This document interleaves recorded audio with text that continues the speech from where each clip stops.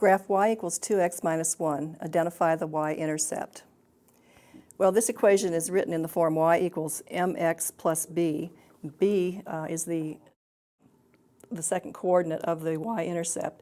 So we know that the y-intercept is 0, negative 1. So we can fill in that point. And we'll just note that this is the y-intercept. I'll just abbreviate. Now let's find a couple other points on the line.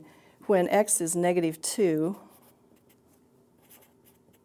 y is equal to 2 times negative 2 minus 1, which is negative 4 minus 1, or negative 5.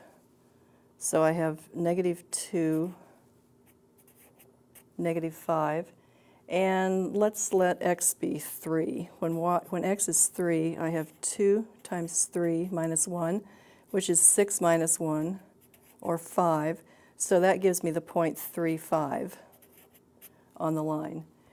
Now let's plot these points and draw the graph that contains them. I have 0, negative 1, and I have negative 2, negative 5, and I have 3, 5. Connect the points. And we'll label the graph with the equation y equals 2x minus 1.